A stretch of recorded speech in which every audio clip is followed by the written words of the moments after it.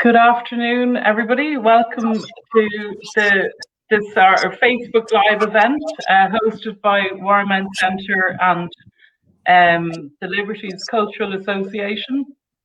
We're delighted to host this event to celebrate International Women's Day. And thank you for tuning in, and I hope you really enjoy it. We're delighted to have Cathy Scuffil and Liz Gillis on behalf of the Liberties Cultural Association. I think the talks are going to be really, really interesting, and I hope you enjoy. So let's get on with it. I think Liz is going to talk first. So over to you, Liz and Cathy. Thanks. Thanks a million, Leah, and myself and Cathy would just like to say a huge thank you to the Liberties Cultural Association and Leah and Casarina and the Warrenmount Community Education Centre for hosting this event today. So I'm going to kick off with the national story. Yeah, Casarina, if you go to the next one. Basically, in 1918, we have the Representation of People Act. So a campaign that had been long fought for by women, for women to get the vote, it was finally introduced. So you can just see it there, Article 4, a woman shall be entitled to be registered as a franchise parliamentary elector for a constituency other than university constituency if she has attained the age of 30 years and is not subject to any legal incapacity and is entitled to be registered as a local government elector in respect of the occupation in that constituency of land or premises. Now, so basically, women got the vote, but there were preconditions to this. But how did that journey, was that achieved? So, to understand how women got the vote, we have to go back. Yeah, Katerina? So, it was a long journey, started by some amazing women, Isabella Todd and Anna Haslam and her husband Thomas. Men and women were involved in this campaign for women to get the vote. And these were known as the Suffragettes. So they basically believed in non-violent methods of trying to basically pressure politicians to give women the vote. So just a bit of background information on Isabella Todd. She was born in Edinburgh, but she moved to Belfast in her early 20s. She was a writer, she was a journalist, and a leading pioneer in the rights for women. She successfully campaigned for the repeal of the Contagious Diseases Act. This was a horrible act, basically to limit the sort of transmission of sexually transmitted diseases. They put between army men and soldiers and, you know, guys in the Navy, to put the blame on women. And it was a horrible, horrible act that basically women could be inspected and so on. Awful. But Isabella Todd and Anna Haslam and many others campaigned and were successful in getting this act repealed eventually. Now, she did campaign for middle-class girls and women also to have access to education, because education, secondary and third-level education, wasn't open to women. A distinction that has to be made here is that they weren't necessarily fighting for the rights of all classes of women.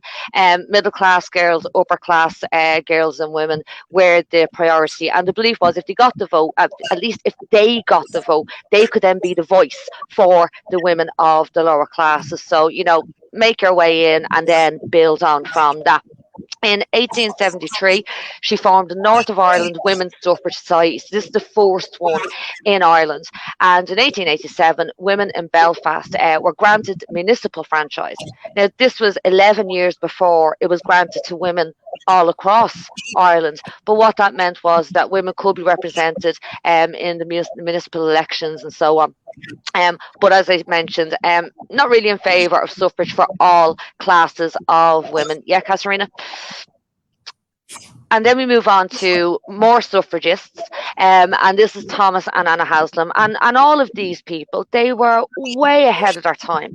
If you look at this married couple, these were advocating birth control in the 1800s. Again, education is key because education was power, it was freedom. And if people are educated, they can fight for themselves.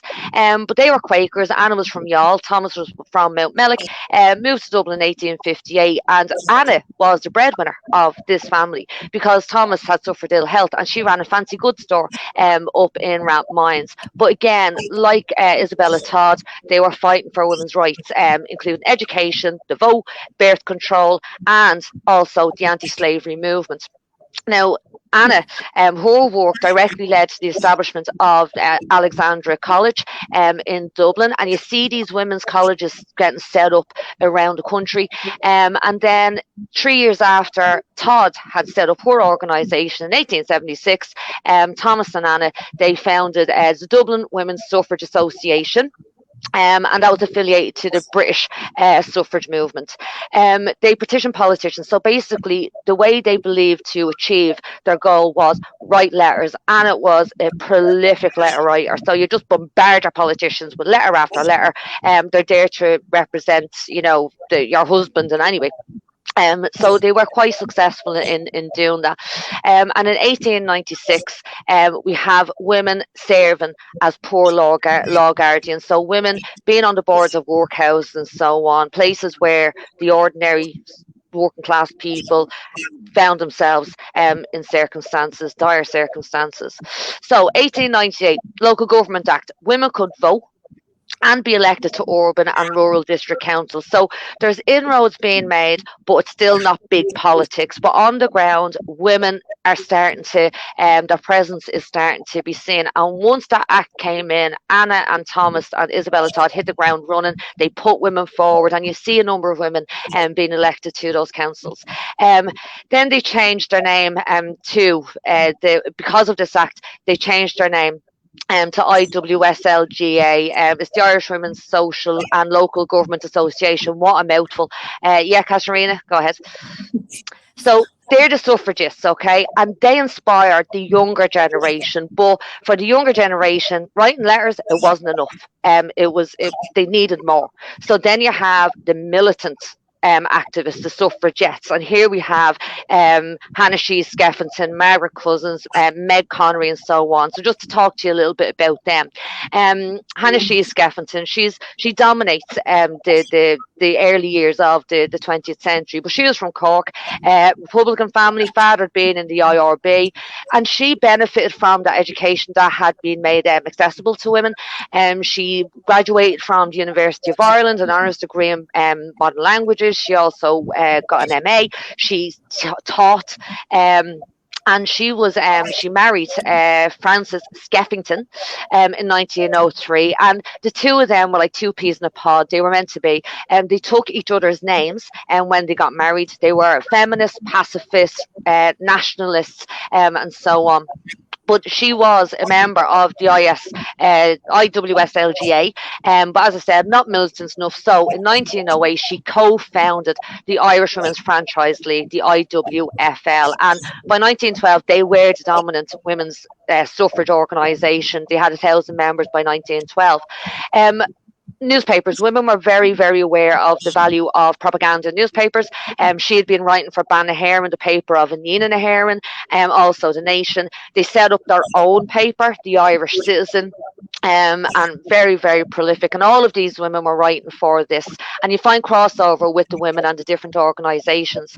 1912 is a turning point, though. The third Home Rule Bill. Home Rule would finally be introduced. Limited self-government for Ireland, still be part of the British Empire, but women were missing from this. Women had no voice in this. Hannah Skeffington's father was a politician, Irish Parliamentary Party member, voted against women getting the vote, and she publicly denounced him.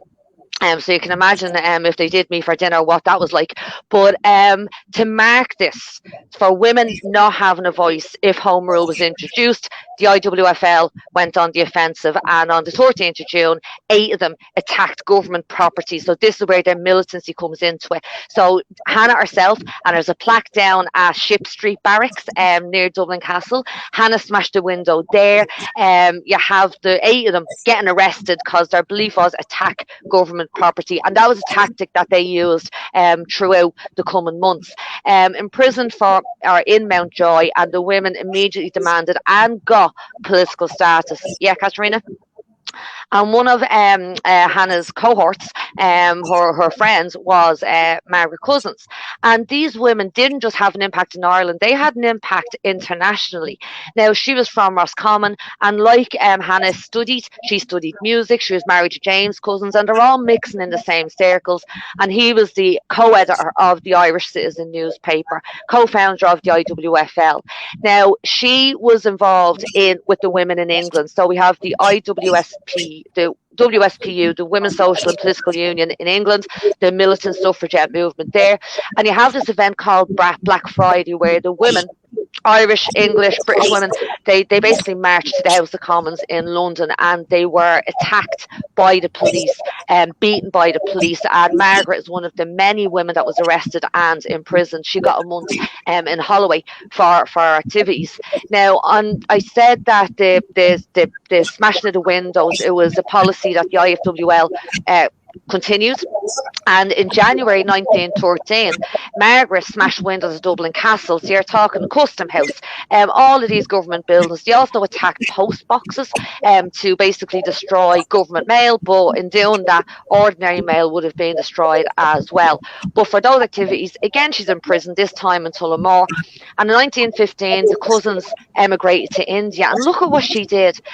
She immediately starts rallying the women over there. She co-founded the Women's Indian Association, which was to get the vote for women. And look, 1922, she became the first female magistrate in India, and she was a supporter of Gandhi. Yeah, Katrina? So there's a big event that happens in 1912. So we know Home Rule was introduced, but no voice for women. IWFL go on the offensive. However, Prime Minister Asquith, so he was the British Prime Minister, and he was getting a lot of pressure from the militant British suffragettes.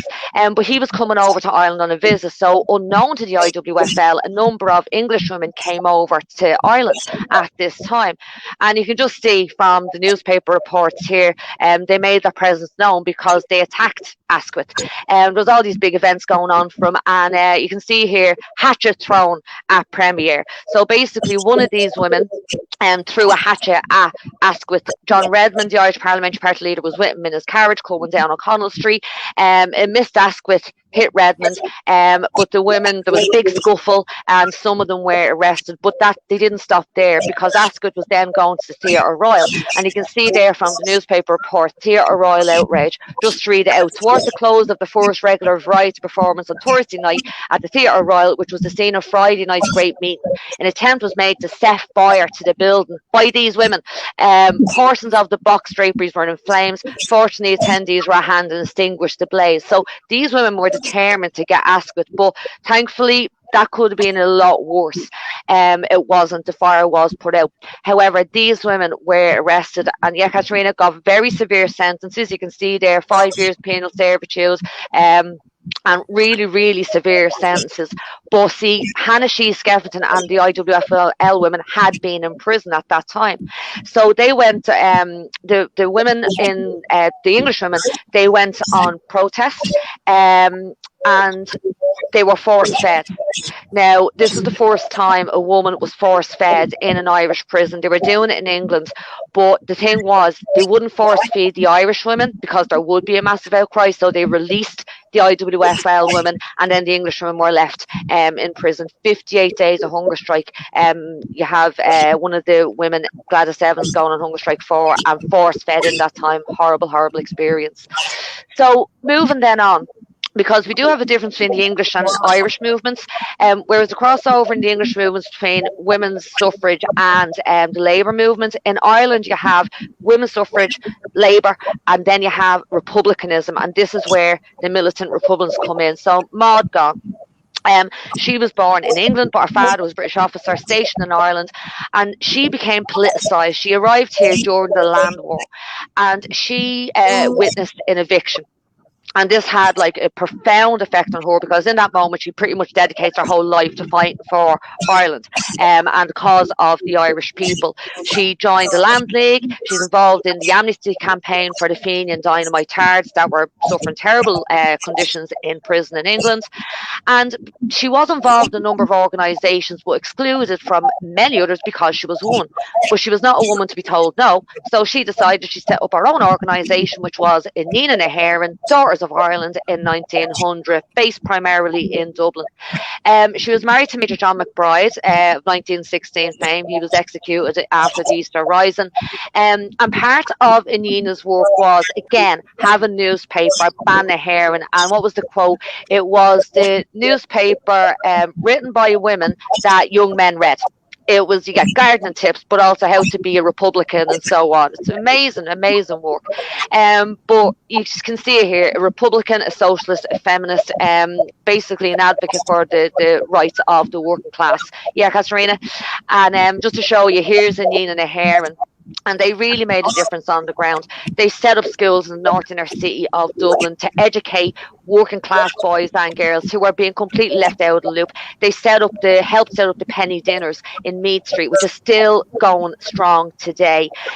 They were canvassing the streets of Dublin, handing out leaflets to young women that were going out with British soldiers. So they weren't afraid to put themselves in the front line, but their belief was they wanted to fight for a republic. A fight would come, they'd be part of it. It was national freedom first, personal freedom second. It wasn't the right of a foreign king to grant women the right to vote. Yeah, Katharina? And then the other organisations that were involved, the Irish Citizen Army, formed in 1913, born out of the 1913 lockout, where the strikers were attacked by the police, knowing to protect the citizens that were on strike. So a citizens' army is created.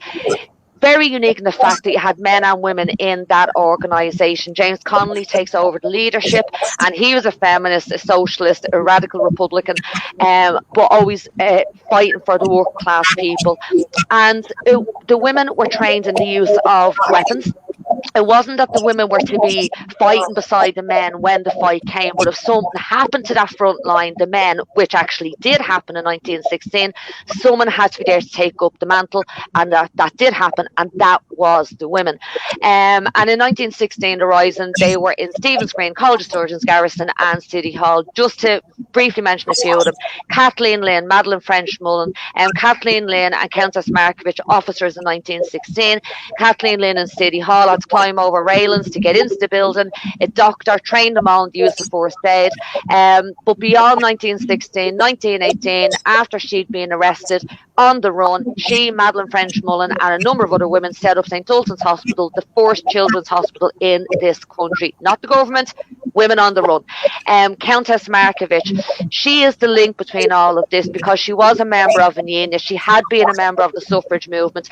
She is a member of the Citizen Army, and later coming on. The only woman sentenced to death in 1916, but the sentence was commuted to life imprisonment. She served in Stephen's Green and College of Surgeons. Margaret Skinner, they're from Scotland, very close ties to Countess Markovich, served with her in the College of Surgeons. Horrifically wounded, operated on without anaesthetic during the Rising, but beyond the Rising, beyond the Revolution, she was a school teacher, later became the president of the Irish National Teachers Organisation, and campaigned for equal pay for both women and unmarried male teachers. So you can see there with all of these people, these women, the revolution is part of it, but the freedom is part of it, but the revolution is bigger. It's all encompassing. Yeah, Katharina? And the Coming Amon women. So this is the other organisation. So in 1914, they were set up on the 2nd of April in Wynn's Hotel in Dublin. Nina was based in Dublin, but with the formation of the Irish Volunteers, nationwide organisation, so it was decided we'll do that with the women. So Coming Amon was set up. Branches all over the country. They work with a branch or a battalion or company of volunteers. Inina didn't go away. Inina just became a branch of Cumann na mBan, one of the most experienced and militant branches of Cumann na mBan. So the two dominant groups in 1916 in terms of women are the Inina branch of Cumann na mBan and the women of the Irish Citizen Army. But again, 77 women imprisoned after the Easter Rising. They were in every garrison except for De Valera's garrison in Boland's Mills during the Rising. Maybe that was a big hint of what was later to come. But there you can see it, one sentence to death, but that was Countess Markovic. Yeah, Katerina?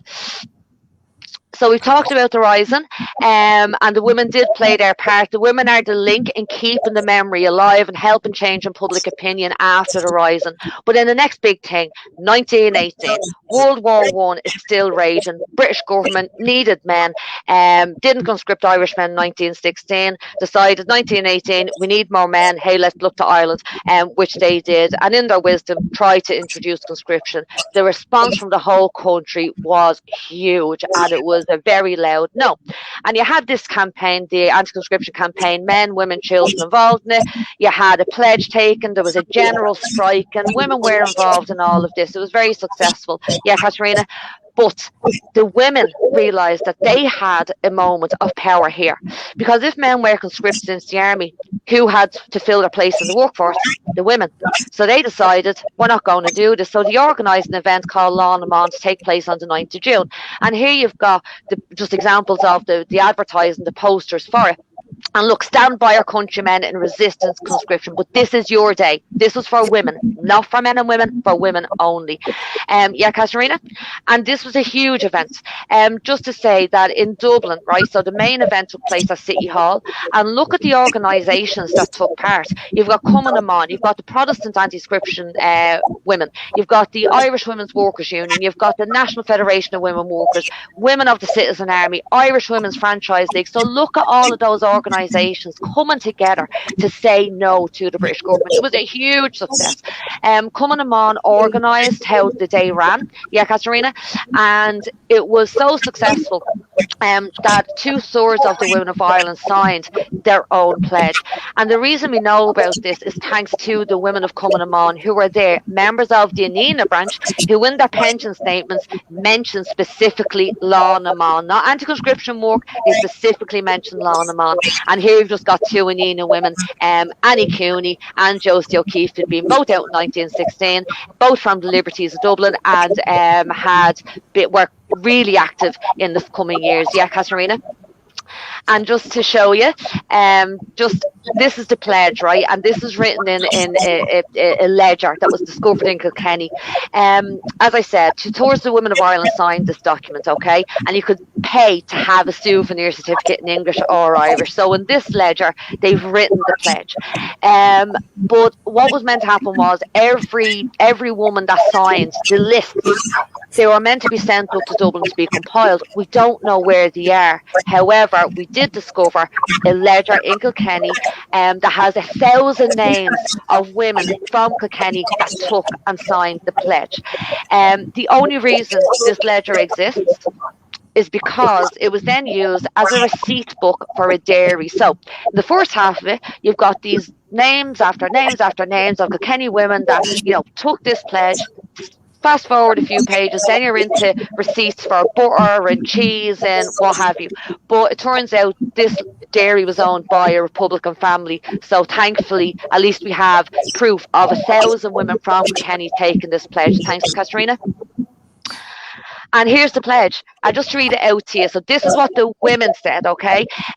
Totally distinguishing themselves from the national campaign. Because the enforcement of conscription of any people without their consent is tyranny, we are resolved to resist the conscription of Irishmen. We will not fill the places of men deprived of their work through refusing enforced military service. We will do all in our power to help the families and men who suffer to refuse and enforce military service. And what they're saying to the British government there is, you may get your army, but your country's going to come to a standstill. Thanks, Katerina.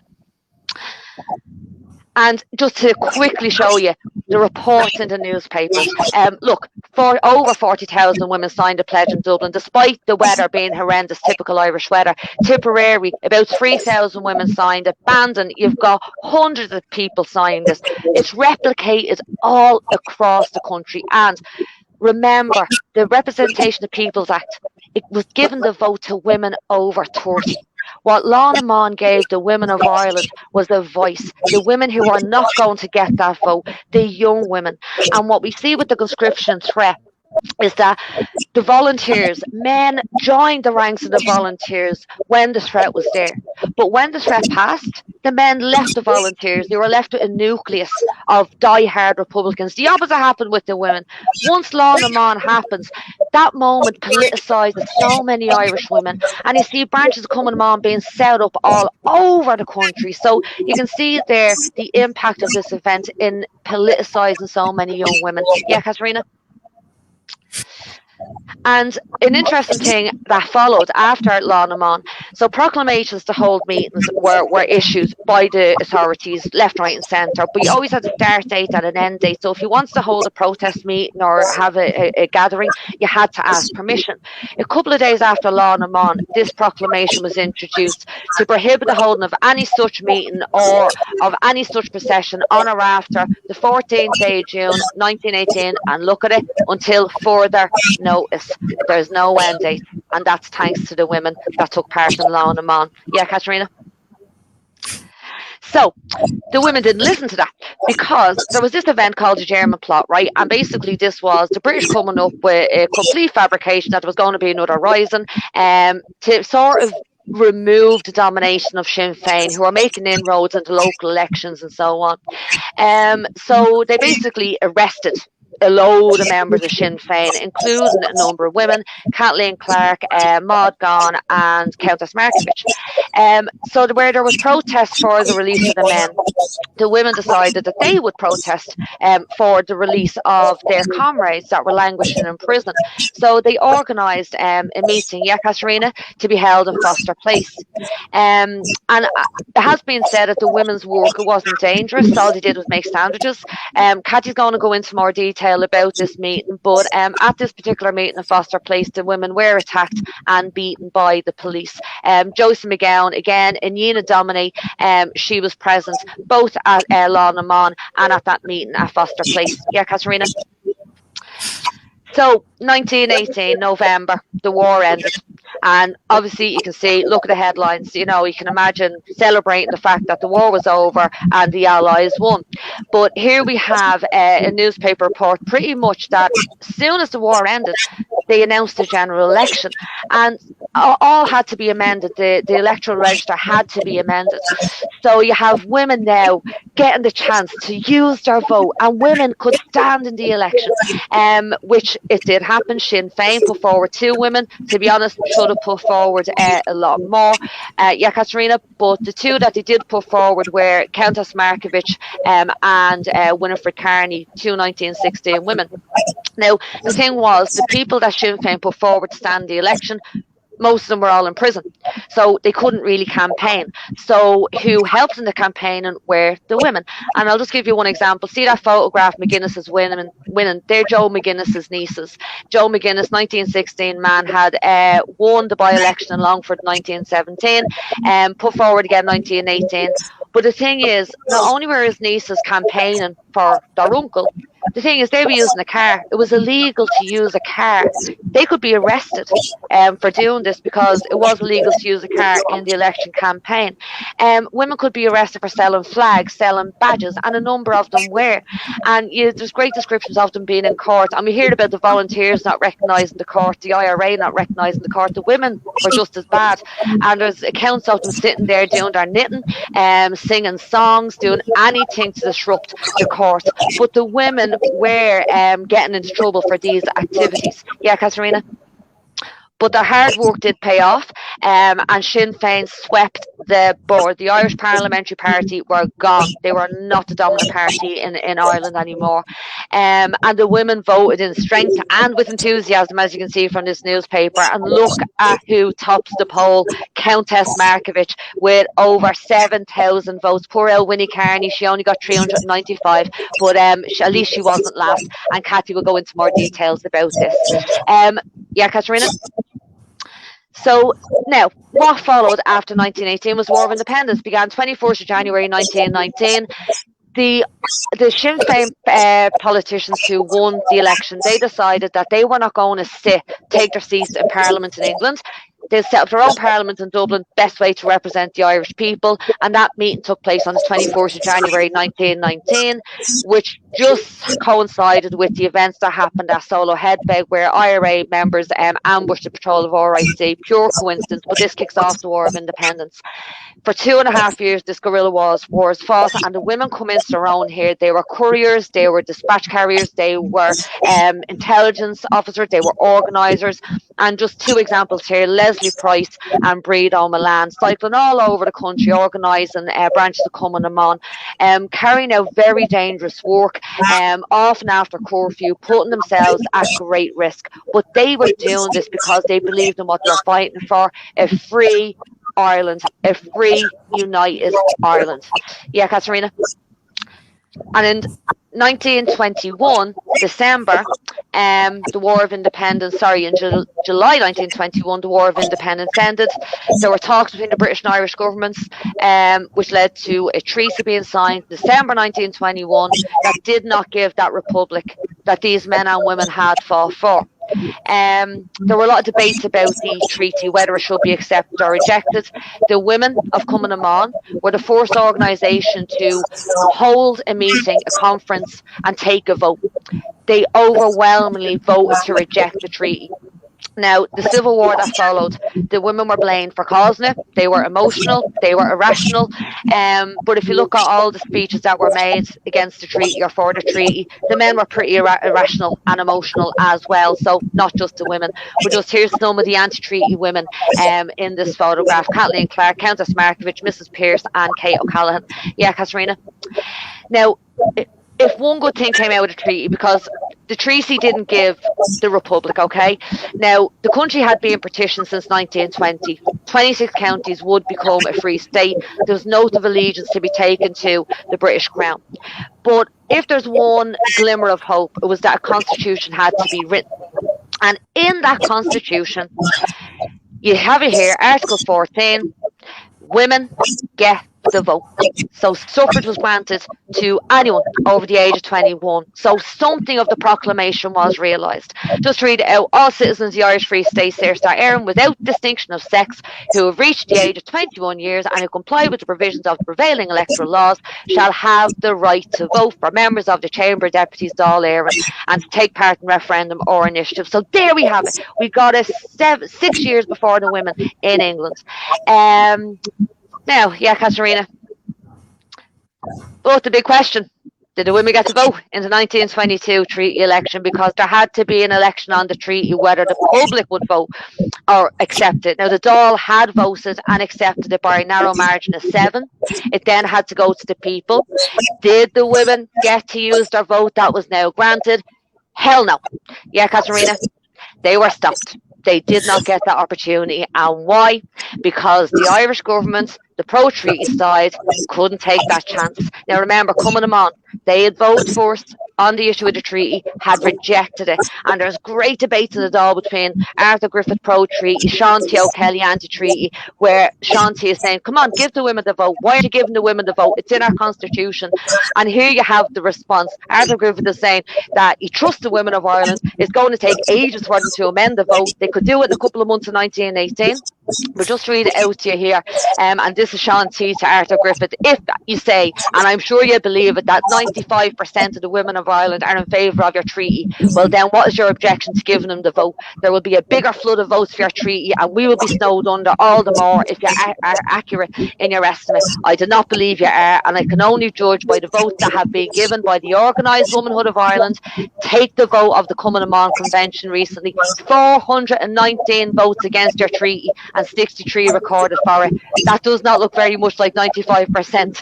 However, on your own statement that 95% of the women are in favour of your treaty, I would urge you to act by the principles that Mr. Griffith himself has often proclaimed in this paper. I make him again a present of saying that I, as one individual, was largely guided in my views in this matter, as in many other matters, by his political teachings. From that point of view, now that they claim they have 95% to vote for them, I think that Mr. Griffith should give the women the vote. He didn't. They got it the next year, but that was too late because the Civil War was fought. Yeah, Katharina?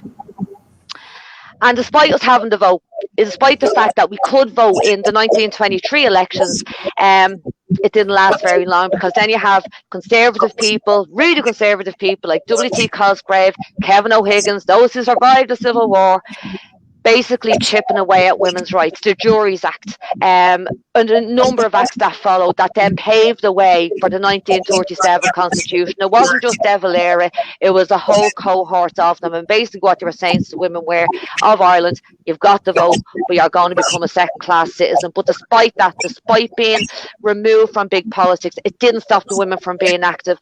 Countess Markievicz, active until our dying day, never gave up on fighting for the working class people of Dublin. Kathleen Clark had held it all together after 1916, became Dublin's our first Lady Lord Mayor, served 2 terms, really made a difference on the ground. Yeah, Katerina. And these 2 women here, we all have them to thank for the 2-week holiday that we enjoy today, because Louis Bennett, again, suffragette, trade unionist, feminist, Rosie Hackett out in 1916, citizen army, trade unionist, die-hard trade unionist, with the women's laundry workers, they fought and campaigned and won the right to the 2-week paid holiday. That's something we all enjoy today. So maybe not members of big politics, but these women made a huge difference where it mattered and never gave up. Yeah, Katerina? And just to end it, Stephen's Green, beautiful park. Maybe when you're having a stroll, just have a look. You know where the fountains are in Stephen's Green? There's a bench, and you're probably all aware of the statue of the bust of Countess Markievicz, but have a look at that bench. And that is a memorial bench to Thomas and Anna Haslam, the early pioneers of the suffrage movement. And they are positioned pretty much side by side. You can sit on that bench and look over at Countess Markievicz, and it's so symbolic, because there in that space you have a memorial dedicated to Thomas and Anna Haslam, the man and woman team who campaigned and succeeded in getting the votes for women over 30, and the woman who benefited from their work, Countess Markievicz, who stood in that election in 1918, who won that election in 1918, became the first woman elected to the British House of Parliament while she was in prison. So if you're in there, maybe do as I do, give a nod to the bench, Thomas and Anna, and give a salute to Countess Markievicz. Yeah, Katerina? And on that note, I would just like to say a huge, huge thank you for everyone for listening to me, and most of all, I would like to thank all of those amazing women who made it possible for us to enjoy the freedoms that we have today. Happy International Women's Day, everyone.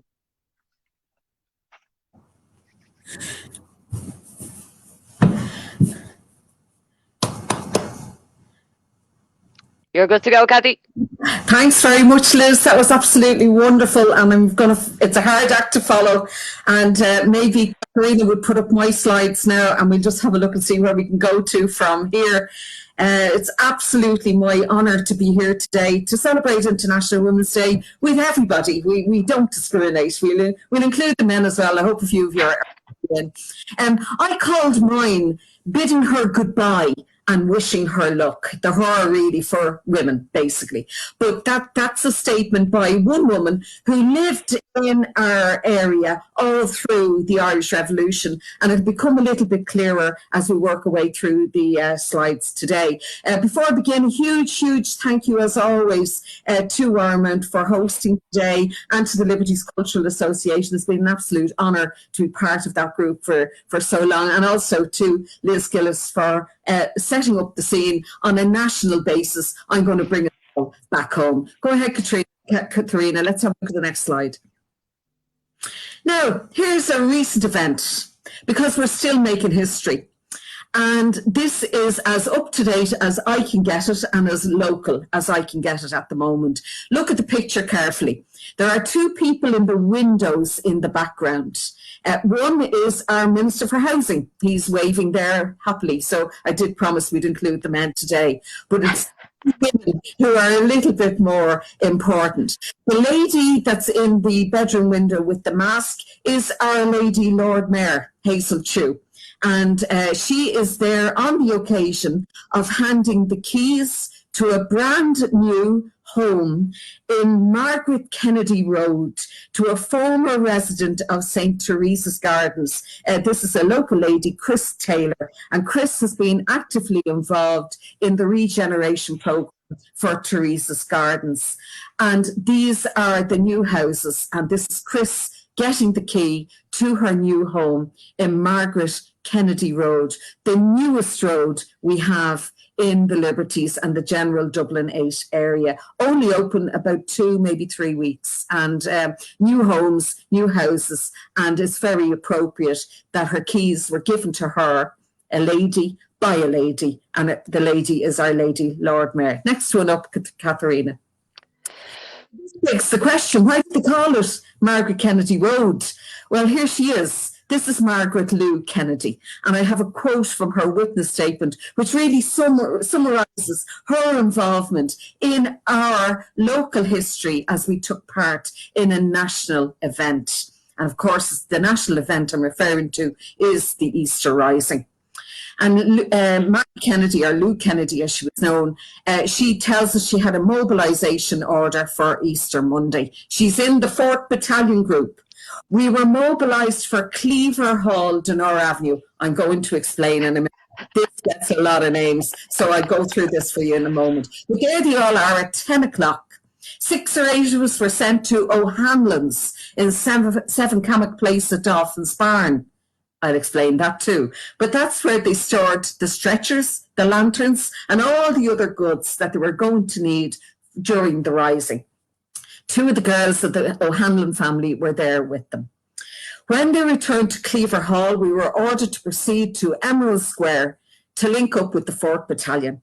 We moved off at the rear of A Company of the battalion. All the girls on parade went together to Marylebone Lane Distillery with A Company, and we all remained there until the following Sunday evening.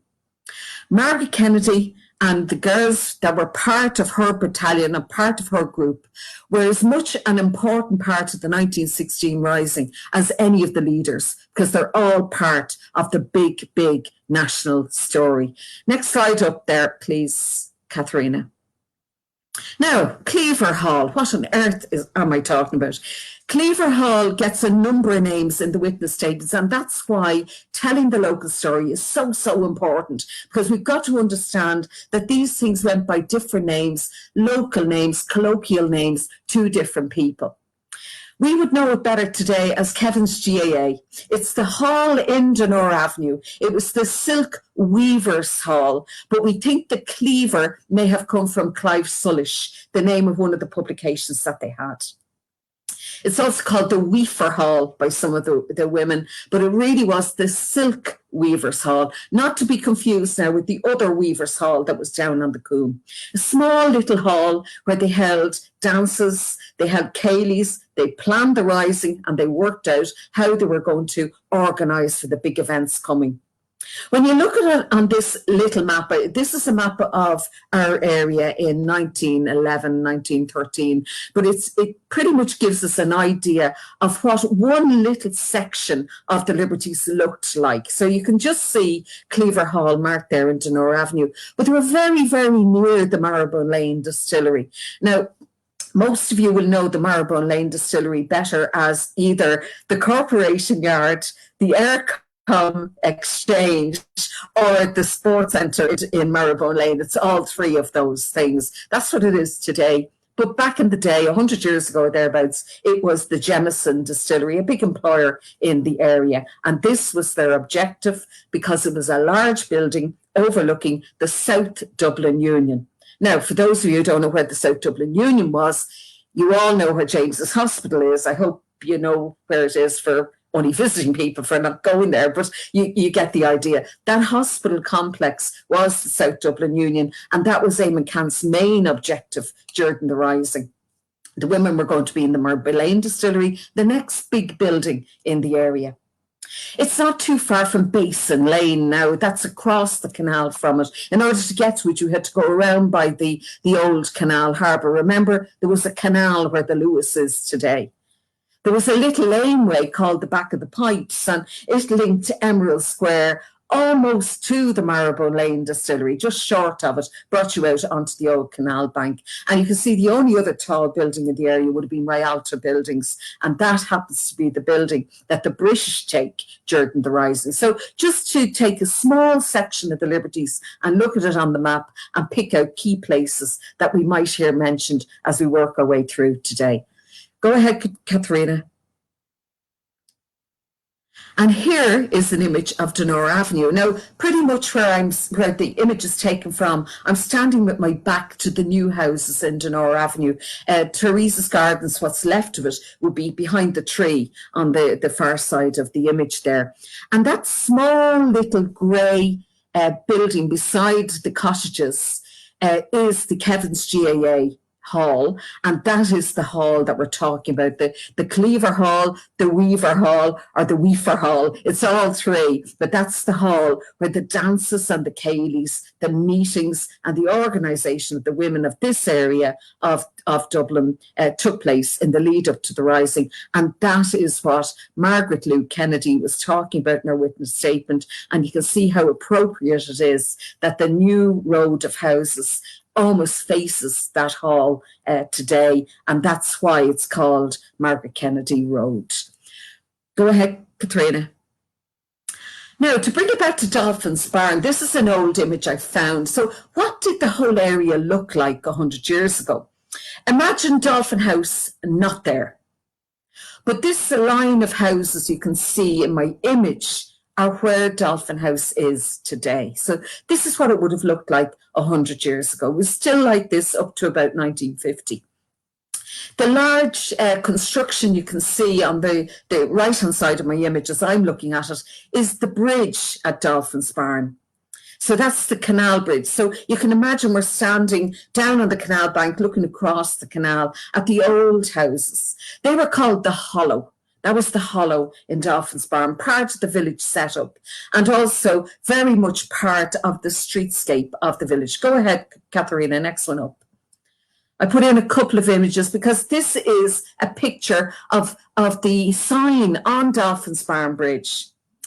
It's not called Dolphin's Barn Bridge. We only call it that. This is Cammock Bridge. This is the real name for the bridge at Dolphin's Barn. And that explains the Cammock place that was mentioned in Margaret Kennedy's statement. That explains that there was a place name very near the bridge where the O'Hanlon family lived. So sometimes we have to look a little harder to find our local history. So Cammock Place took its name from the canal bridge. So today, Cammock Place will be more or less where the fire brigade station and the library in Dolphin's Barn are. So quite appropriate that they are held as municipal buildings on a very historic location. This is where the stretchers, the lanterns, the first aid equipment was all stored to support those during the Rising. Katharina, move on. And here's a picture of Sheila O'Hanlon. Now, herself and her sister Molly were both involved. So they are the two sisters that Margaret Lou Kennedy referred to in her witness statement. And there's their home, the address, 7 Cammock Place, Dolphin's Barn, where the fire station, the library, just that general area, that was Cammock Place. And again, as you know, it was used for the store of first aid, supplies, a lot of other equipment as well. It was also a place for returning volunteers. It's a safe house in the area. And again, she says in her statement that she mobilised in 1916 at the Cleaver Hall to serve in Marylebone Lane, and she's the squad commander. What happens after the Rising, and as Liz said, they didn't stop with the Rising. They are involved in the Prisoners' Dependence Fund. They're also involved in those anti-conscription demonstrations that Liz mentioned. They canvass actively in that 1918 election. This is one of the local girls who did that. The house was regularly raided during the War of Independence. It was known as a safe house. And as British intelligence improved, the raids became more forceful. But it's all part of our national history. It's all part of the world that we live in. Katharina, next one. And again, I'm just showing you some of the addresses that are associated with the girls from the general area. You see there that Thorn Villa was actually beside Cammock Place. Canal View Terrace is where the future wife of Joe McGrath lived. The Dolphins Barn brickworks are where the Loretto, just beyond the Loretto College, where Crumlin Shopping Centre is today. Tower Field House is part of the Loretto complex. That's where Pearse addressed the volunteers in 1915. They held, under the guise of holding an open fair, an Éireach, that's what they called it, where we would play traditional music and stuff and celebrate all our nationality. And yet behind the scenes, we were organising for the rising itself. You can see there I've marked the Hollow on the map and James's Terrace as well. So just to give you an idea of all of those addresses that we don't use today so much. Some we do, but not all. But they're important in telling the story. I have a couple of others there as well, like Dolphin Terrace on the South Circular Road. That was just up from, across the road from, later on it was Bailey Gibson, not too far from the Clare Wills factory. And then Donore Terrace was further up on the South Circular Road as well, and that is where Margaret Lou Kennedy actually lived. Move on, Katharina. And here, hiding in plain sight, and this is why I love local history, here is the sign that tells us it's Dolphin Terrace. Delighted to see it was retained and kept in place, even though works were carried out. There was originally a full wall there, new railings were put in, but someone had the foresight to remember to put the old sign back. So when you're walking along the South Circular Road between the new post office depot and heading in the direction of Clare Wills, but on the post office side, have a look carefully. Always watch out for your history. There is the sign Dolphin Terrace, and Dolphin Terrace was the address of Eamon Cant in 1916. Move on, Katrina. Just to show you as well how rural it would have been around Dolphin's Barn, I'm showing this image because this is a painting by Harry Kernoff, and you can see that all on the southern bank of the canal was an itinerant or a traveller's site.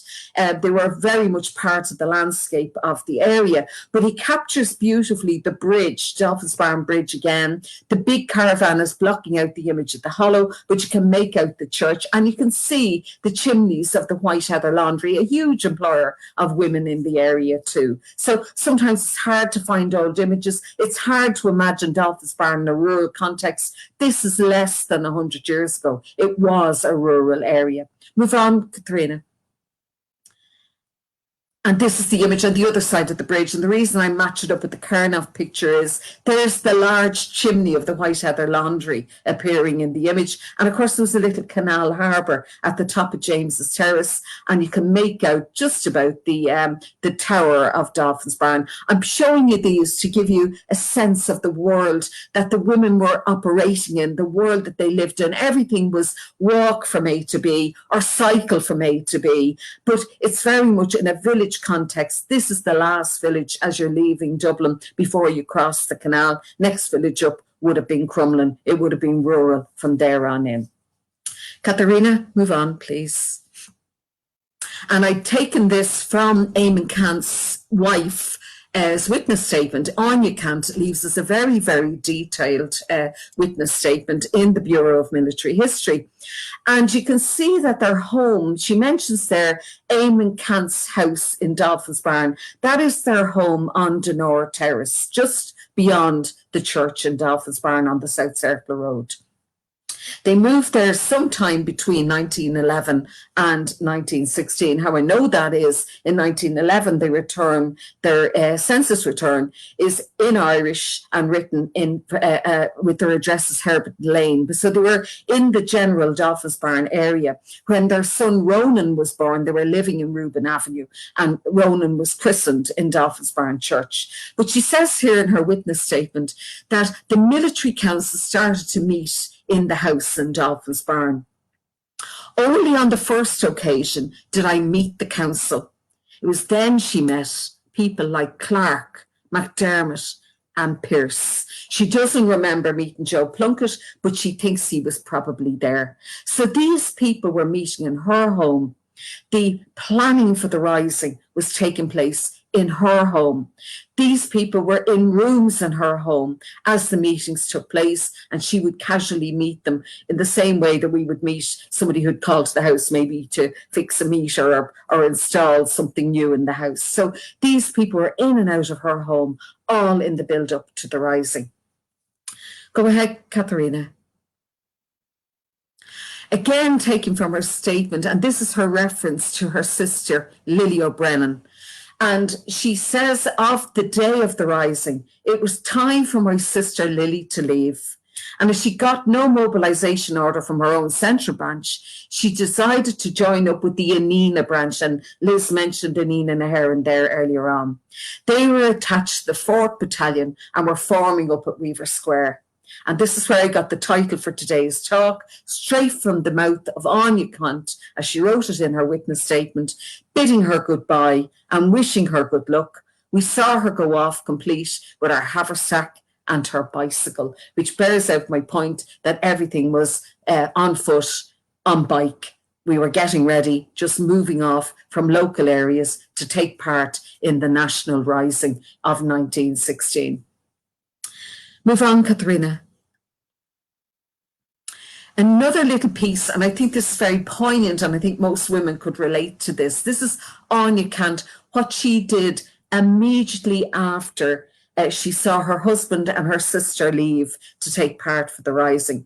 She says that she would have wished to go to Emerald Square to see the men march off, but Eamon, that's her husband, asked her not to. So I embraced him, bade him Godspeed, and he went out. Her next duty was to get her mother and the child away. And although still protesting, that's her mother, I induced her to put her coat and come with me. And I can just so relate to that. How many times did I induce my mother to put her coat on her and come with me over the years? But anyway, then taking our basket of food, a pretended picnic basket, and accompanied by my mother and my little son, I crossed the threshold of that house, which would never mean home to me again. And closing the door, I said farewell forever to my 10 years of happy married life. Her husband was to be executed after the 1916 rising. They're her thoughts, her feelings, her actions on the day of the rising. And I think as any mother, any woman would relate to the actions of that day. What were her thoughts as she saw her husband and her sister and people that she knew that had been in and out of her home, knowing they were all going to take part in the same event? And she takes something as poignant as a picnic basket with her as she closes the door on the house where she had lived happily with her husband, her child, and her mother and her sister, all part of the happy household. Katharina, go on, go ahead. And I just include this as an image of Emerald Square and a nod to the fact that, as Anya Kant, they were her thoughts. This is where her husband was going to.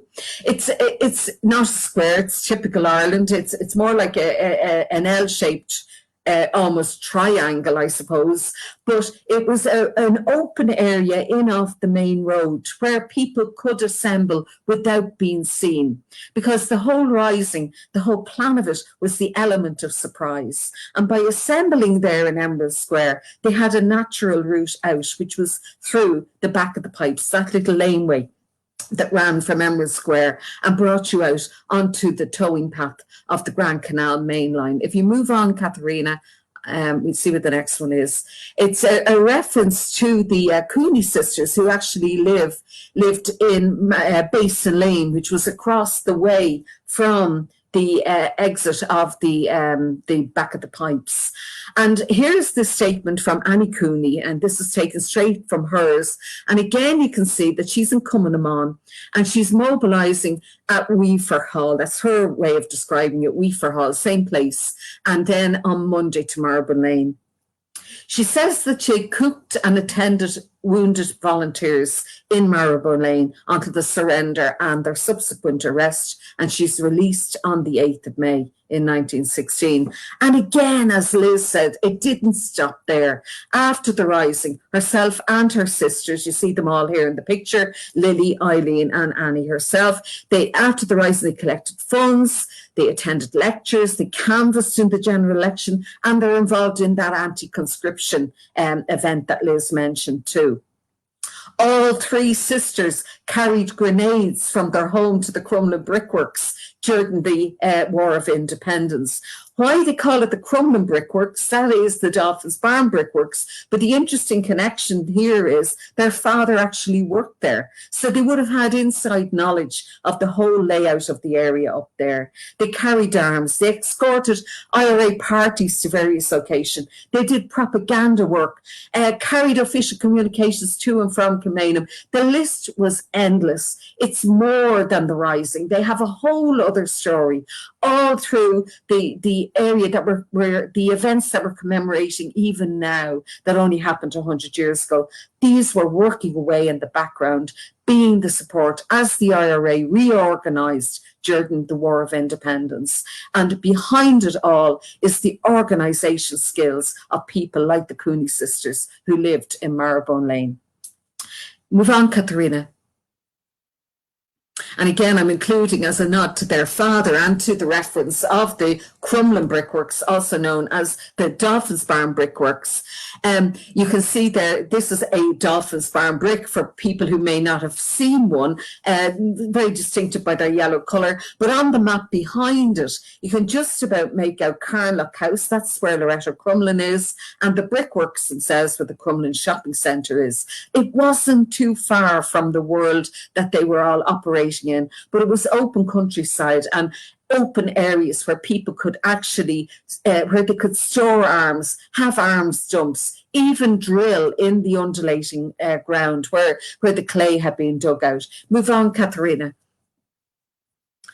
I have an aerial picture taken in the 1940s. In the bottom left-hand corner, you can make out Loretta Crumlin, but you can actually see the works of the brickworks there on the right-hand side as they stretch off up the Crumlin Road. And then you can make out some of the really rough ground that was in the area. This is pretty much what it would have looked like 100 years ago. Of course, the Dolphin's Barn brickworks were later replaced by the Morrocrete Company, and then subsequently the Crumlin Shopping Centre was built there. So just to keep all of those places in mind, they're all part of our national story too. And bear in mind too, this is where James Connolly was brought to and went missing for 3 days. He's held there for 3 days as they persuaded him to be part of the 1916 rising, very much part of what we can do as part of the area that they all operated in. And it just gives you a great sense of history was everywhere in the area that we live in. Move on, Katharina. And again, I have a nice image. This is a strike in the brickworks in 1934. But the reason I like it is it shows me what the gate and the buildings of the brickworks were like. So it's always worth trying to gather up different images. And you can see it certainly has a rural feel to it. And this is as early as, or as recent as 1934. I mean, not even 100 years ago. And the area up there would have been quite rural. Move on again, please, Katharina. And I'm putting this one in because this is an image from the Dublin City Library and Archive. And it is a fantastic photograph of a part of James's Walk on the canal. It's part of the Willie Mooney connection, as far as I'm aware. But you can make out a little laneway there, pretty much in the centre of the image, just behind the lamppost. And that is the end of the back of the pipes. And it's from there that Eamon Cant and his volunteers, supported by the women, that's where they would have come out in 1916 and split into two sections. One section going in the direction of the car as they made their way towards the main gate of the South Dublin Union, and the other group heading towards the Marble Lane Distillery. The large, bright White House, I suppose you call it, behind the wall, that was also a safe house for the IRA. The O'Shaughnessy's lived in that house, but all interconnected in the rising. Just wonderful to see the end of the back of the pipes as it came out onto the old canal. Older people will remember that, but our younger generations would have no idea that once a laneway came out there, and a historic laneway at that. Katharina, if you go ahead, please. And this is an image of the Marble Lane Distillery, and it was here that the majority of the women were during the rising. It was an important outpost, and very important from the point of view of that large piece that was added onto the top of the building. You can see it there in one of the images. That was a lookout post, but it would have been used from the point of view of loading grain for it to be when it was a working distillery. These images were taken just before it was demolished sometime in the late 1940s. But it shows you how big, how large, and how easy it would have been to actually garrison a building like this. Small windows, yet giving you a huge overview. These are the tallest windows, tallest buildings that we would have had in our general area all through the rising itself. And it was to there that the 77 women went in 1916. Next up, Katharina. So, after the rising, well, this is where it gets quite interesting, because we hear a lot about the involvement of the women during 1916. What we don't realise are all the other events that they were involved in after. So move on again, Katharina. This is them involved in the National Aid and Volunteers Dependent Fund. All women in this particular group. And these are the women that would have been involved in 1916, now moving into another way of supporting people post the rising. Move on, Katharina. This is one that Liz mentioned. I have a couple of more posters that talk about the Anti-Conscription Campaign, that momentous day of Sunday, June the 9th.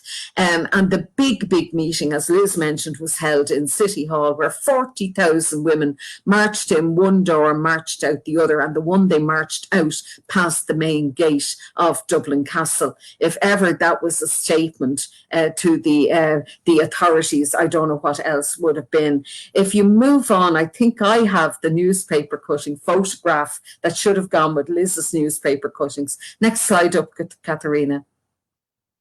This is the only image that Liz and I have been able to find of the anti-conscription demonstration. A grainy photograph, but if you look at it closely, you can clearly see the women in uniform on marshalling the crowds. It was an extremely well organised event. The one statement that I particularly liked was one piece that was mentioned in the newspaper cuttings, and they said that the Dolphins Barn and Inchicore contingent were a particularly impressive appearance. I'm not too sure what they were doing, but my goodness, they made the papers that day. It was extremely well organised. Lashing rain, pouring rain all throughout. It was so successful, they extended the opportunity for people to sign up to the anti-conscription demonstration for the whole week, and it went nationwide. And this is the image of the Dublin women, and in among them are the women of the Liberties, the women of Dolphins Barn, the women of Inchicore, making that particularly impressive appearance. And that's the only photograph that we found of that event. Next slide, please, Katharina. Now, the election. As Liz mentioned, the election was key, but it's even more important to us in the area of Dublin 8 for one particular reason, and it's often underplayed. So if you move it on, Katharina, we'll have a look at this. Here she is. Here's your candidate. And how about that for a political statement? Dressed suitably in short skirts and strong boots, Leave your jewels in the bank and buy a revolver. That is Countess Markievicz, and that is a statement taken directly from her. And Countess Markievicz was the first woman to be elected in the very first election where women could stand, and also in the very first election where women could vote. Next slide, Katerina. And here's the election notice for this. I nearly did a little dance the day I found this, because I was trying to find local things that explained what it was like in the area. How did they campaign? Remember, this election is carried out pre-radio, television. They've no Facebook, they've no internet. So it's all newspapers and word of mouth. And how is this for an election notice for the Cheantar Naomh Pádraig, or the St. Patrick's Division? Public meetings with processions in support of Countess de Markievicz, and they're going to be held on a Sunday. And the first place they're going to meet is Black Pits at 3:30 in the afternoon. Can you imagine what it would have been like on a quiet Sunday afternoon down in Black Pits as a crowd gathered in support of the Countess? People hanging out their windows, doors opening, finding out what's going on, crowd gradually growing and growing. They march from Black Pits to the Cork Street buildings. Cork Street buildings are the roads of Eugene Street, Maxwell Street, Cameron Street. In fact, they're the group of streets right behind the brand new Margaret Kennedy Road. It took them an hour to get from Black Pits to Cork Street buildings. That'll give you an idea of the size of the crowd and the way the meetings were being conducted. Not content with that, they then marched from Cork Street buildings as the crowd grew all the way to Allingham Street over in the Pimlico area. And they were to arrive there at 5:30 to continue another public meeting in that area. This is the way the people of the Liberties of Dublin organised themselves in support of the Countess. They also put in that anybody who wants to assist in the canvassing can make vehicles available for polling day if you can apply to the Central Committee House at 74 Thomas Street. So you can see even Thomas Street was at the centre of the organisation of this event. This notice was put in the paper by Michael Noik, who is the solicitor and election agent for the Countess Markievicz. Just that one newspaper cutting tells us so much about our area and how they supported the election of 1918. The very first election where women could vote, the very first election where a woman candidate stood. Next slide, please. And this is a quote from Countess Markievicz.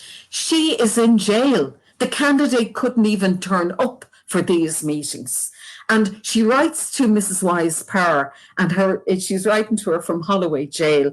And here's a quote. My letters lately have been objected to, so I must be very careful what I say. People know me so well in Dublin that it will not matter a bit me not being able to write to them. My present address alone will make an excellent election address. Oh, it would. It most certainly would. Certainly in December 1918. Move on, please. Thanks, Katrina. And I managed to find a quote from Michael Noik himself, who was the solicitor. And now we discover that in his witness statement, he's also the legal advisor to Arthur Griffith and Michael Collins. So he's the Countess's election agent. And he talks here about the fact that the vote had been introduced for both men and women. And the general election was being held in November 1918. And he says too that he acted as election agent for the Countess in the St. Patrick's Division, which covered the Liberties of Dublin, and which was the most suitable place for a person with the record of the Countess, as the traditions of Emmet, Tone, Oliver Bond and other United Irishmen were all connected with that part of Dublin. In this division, they're opposed by a man called William Field, who had represented the constituency for many years in the interests of the Irish Party. And he describes them, and I think this is quite funny. Normally people comment on what women wear, but how about this? William Field was a very picturesque figure with his long white hair and Inverness cape, etc. So from the words of the man who was the election agent of the Countess, now we know who the Countess was up against in the area, and we know too what her constituency was. Her constituency was the Liberties of Dublin. Move on, Katharina. And if you just took that one election area, the St. Patrick's division, and we break it down as to what area it covered. It's Merchants Quay, Ushers Quay and Wood Quay, those electoral wards. So it's that inner city part of Dublin. And we look at who stood there in the past. It was originally represented by none other than William Martin Murphy, him of 1913 fame. And this man, William Field, the picturesque, he was a butcher actually from Blackrock in his Inverness cape, and he hasn't got long white hair there, but that's an image of him before he let the hair grow. He is the man that the Countess is up against. But the St. Patrick's division, if we were to describe our area today, would be Dublin South Central. It has the South Central constituency, which takes in the Liberties of Dublin, is the election, is the present day image of the electoral division that the Countess Markievicz, the first woman to be elected, that is her constituency. Next up, Katharina. This is a map of it, because you can see there we joined the Stephen's Green division. St. Patrick's Ward is there, stretching down from the river right down beyond the South Circular Road. And the area to off screen is the St. James's division, or the St. James's Ward, and that is where Joe McGrath was actually elected. So you can see that the whole rising had an effect on the way this election ran and who the key players in the rising were going to be. And the Countess was the person elected for the St. Patrick's Ward, the person elected for the Liberties of Dublin. Move on, please. Thanks, Katharina. And I have the results there. I managed to pull them up from the Dáil of 1918, the very first Dáil of 1918, and topping the poll. Actually, I feel a little bit like Brian Dobson or something here, making this big announcement. There she is, Countess Constance de Markievicz, and she's elected in first place with 7,800 plus votes. And that is pure history in the making, and a very, very apt thing to mention on International Women's Day. You can't get any more international than that, and look at it from a local perspective. Move on, Katharina. And here is the headline in December. How about that for a headline? End of the election. British anxiety over Sinn Féin victory. In some ways, that could be a headline today in many, many ways. But it just shows the effect that this had, what the actions of the people of the Liberties in electing Countess de Markievicz, and she being part of the overall Sinn Féin victory, that caused ripples in Britain. It caused ripples internationally. So even a local event could have an international flavour. And that one headline sums that up for us. Katharina, move on, please. So after in fact, the very day of the sitting of the first Dáil was the day we had Salahead Beg. The events of Salahead Beg happened in Tipperary, which are officially, it's the line used, the beginning of the War of Independence. Move on, Katharina. And do we have any local involvement in this? Well, I picked out this lady, May Byrne, and look at May Byrne's address. She's from Susan Terrace, just off Dunor Avenue again. And she, of course, is also a member of Anina na hÉireann. Again, she goes from the Cleaver Hall to Marble Lane. She's promoted to section commander during the Rising, and in 1917 promoted again as second lieutenant. Very much involved in Law na Mon. But here's another thing she's involved in. At a protest meeting in Foster Place in September 1918. And that one is key for involving somebody else. So move on, Katharina. It's key for involving Josie McGowan. Now, I put up Josie's census return. She's mentioned in 1911. She grew up in Dolphin's Barn Street. Now, that's roughly where the Coombe Hospital is. If you stood with your back to the Coombe and looked across the road, you're looking at Josie's house. She's the youngest of the family, has two brothers who are also in the volunteers, and she is the only girl in the family. Move on, please, Katharina. And here's a little bit more about Josie. At the age of 20 years or so, she is a member of Ian and Heron and later Cumann na Mon. As we know, she was ever active in the Rising and in the Marble Lane Garrison. So she fits in with all of the other women. She's one of the 77 women on the commemorative quilt in Richmond Barracks. So she's one of the group. But here is the link between her and May Byrne in Foster Place. During a baton charge by the DMP, the Dublin Metropolitan Police, Josie is injured. She receives a belt to the back and is knocked out, is taken away from the scene and brought to Ticknock, where there was a first aid station. Unfortunately, Josie dies up there. She's the first member of Cumann na Mon to be killed in the Irish Rebellion. And she's posthumously awarded a 1916 medal and a War of Independence medal with Bar, even before the War of Independence had taken place. This makes her a hugely important character in our area. And I would suggest maybe we should consider calling a road or something after Josie because of her record.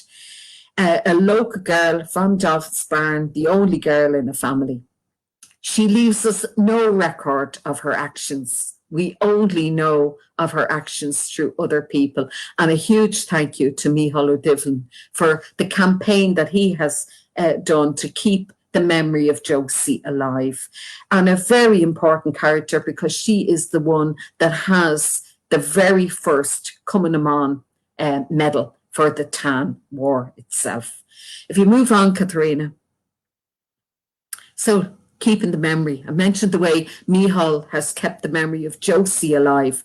Well, others do it too. So the next slide will show you some examples of what we've tried to do over the years. Micheál holds a Josie McGowan Centenary Conference. He held that to commemorate the anniversary of her death there a couple of years ago. The LCA itself has been involved with community development in running the events for children called the Lost Cayley of 1916. So we have images here of how they recreate the image of what it might have looked like inside the distillery in Marylebone Lane for the school children of the area and let them dance the Cayley that the women had planned to hold in the Marylebone Lane distillery if the Rising had just gone on for another couple of days.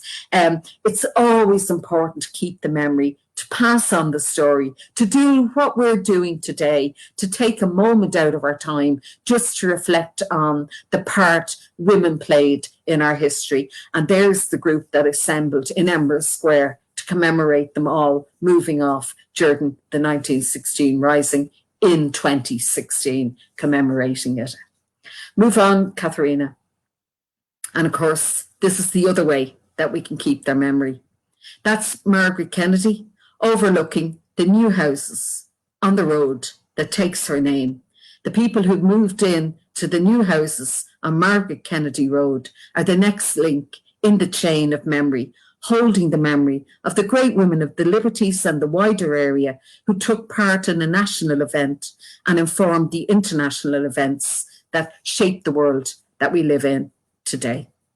Final slide, Katharina, just to say thank you to so many people who helped me in putting this together. Special thanks to my comrade in arms, Liz Gillis. We had a great discussion about how we put it together. But again, just to say thanks to the archive in Pearse Street, National Archives, Warrenmount for hosting this event on International Women's Day. We're really, really grateful to them, especially during lockdown, to do it for us.